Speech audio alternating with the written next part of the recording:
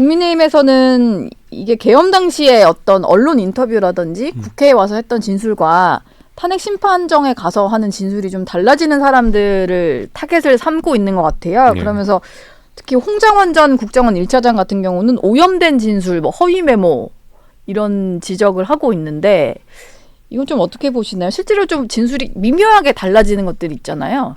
뭐 어차피 전부 다 뭐 녹취된 걸 바탕으로 얘기하는 건 아닐 테니까요. 조금씩 달라지는 부분이 있을 거고. 근데 이게 뭐 왜 여기에 다들 꽂혔는지 모르겠지만은 네. 결과에는 큰 지장은 없습니다. 뭐 진술이 조금 달라졌다, 아니면 메모가 본인 작성이 아니었다 이런 게 크게 결과에 미칠 영향이 지금 없을까요? 얘기하는 게 내란으로 몰기 위해 가지고 홍장원 등이 무슨 뭐 박선원 의원의 눈치를 보면서 뭐 이렇게 한 거 아니냐 뭐 이런 의혹을 제기하는데요. 아니 이 모든 것은 윤석열 대통령이 본인이 나와가지고 카메라 앞에서 계엄을 선포하면서 생긴 일이거든요. 예. 그리고 계엄 선포할 때 포고령 자체가 상태가 안 좋았고 그렇기 때문에 거기에 파생됐는데 그것만으로도 이미 사실 탄핵되고 남는 상황이거든요. 네. 그러니까 여기에 대해서 뭐 꼬리 잡고 아무리 흔들어봤자 제 생각엔 크게 바뀌는 건 없다 이런 생각입니다. 예.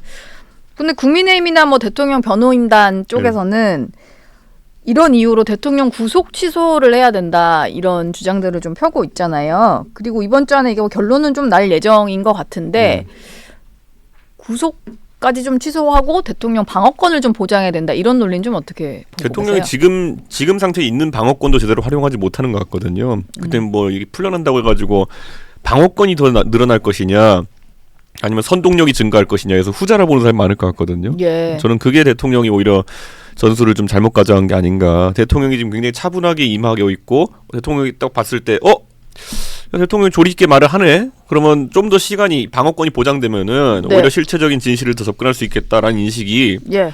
국민들한테 있으면은 그렇게 할 수도 있겠죠. 지금 와가지고 그냥 아무 말이나 하고 있잖아요.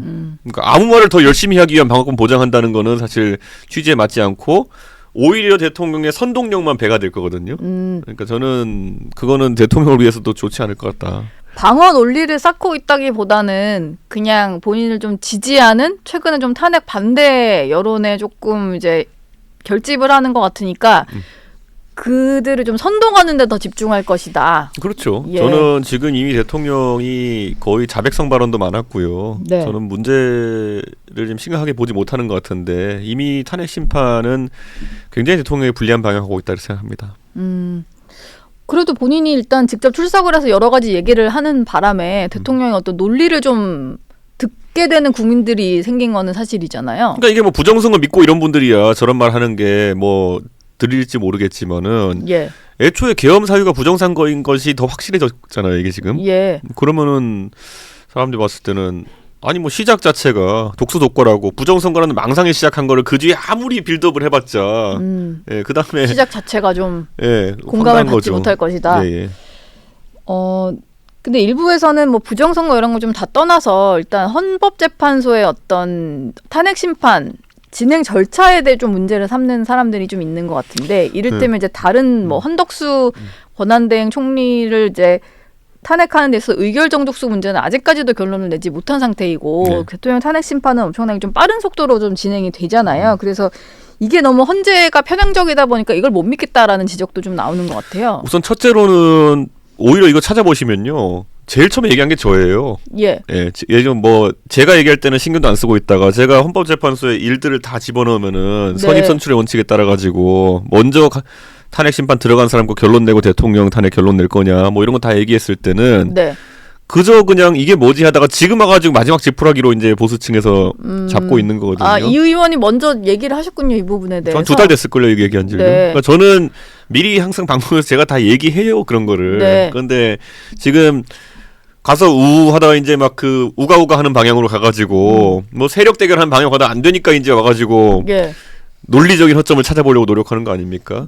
저는 차라리 처음부터 이렇게 차분한 접근을 했으면 모르겠는데 네. 오만 선동가적인 접근을 다 해놓은 다음에 지금 와가지고 안 되니까 뭐 법원까지 때려보시고 와서 안 되니까 이런 절차적인 문제가 있지 않아? 이런 건 좀 약간 의외인 거죠. 예. 처음에 오히려 저는 제가 2달 전에 얘기한 것처럼 선입선출이 맞느냐를 갖고 싸웠으면 선입선출이란 게 뭐냐면요. 예를 들어 이진숙 탄핵 앞에 뭐 검사 탄핵 이런 게 다 있잖아요. 네. 예. 그러면은 아무리 대통령이 중요하다 하더라도 이 사람들도 사람인데 네. 이 사람들을 빨리 심판을 끝내줘야지 이 그 헌재 그 본인들의 그 직위에서 예. 그 일할 수 있지 않겠느냐 이런 논리로 갔으면요. 뭐가 부각되냐면은 민주당이 뭐 20몇 명 탄핵했다 이런 거 이게 네. 과한 거 아니냐. 사실 자기들은 대통령 탄핵이 될 줄 모르고 앞에다 탄핵한 거겠지만은 네. 그것 때문에 오히려 이게 이런 식으로 문제를 불각시켜 나가는 게 전술이었으면 모르는데 선입선출 찾아보시면 제가 제일 먼저 얘기했어요. 예. 선입선출부터 정리를 하고 가야 된다. 이게 이 의원의 생각이셨군요. 아니요 그때 그런 논리 차라리 대라라고 제가 차라리 얘기했었는데 차라리 대라. 뭐 다 필요 없고 우리 그냥 우가우가 하러 갈래 해가지고 이제 한 거죠. 그래놓고 지금 와서 뭘 선입선출 따집니까? 이준석 의원 보시기에는 최근에 뭐 헌법재판소 재판관들의 편향성 얘기도 하고 절차가 너무 좀 대통령 탄핵 심판에만 유독 좀 빨리 진행된다 이런 지적에 대해서 좀 그거에 대해서는 공감을 하시나요? 저는 대통령 탄핵이 원래 과거 선례를 봤을 때 노무현 대통령 때나 박근혜 대통령 때 보면은 60일에서 90일 정도로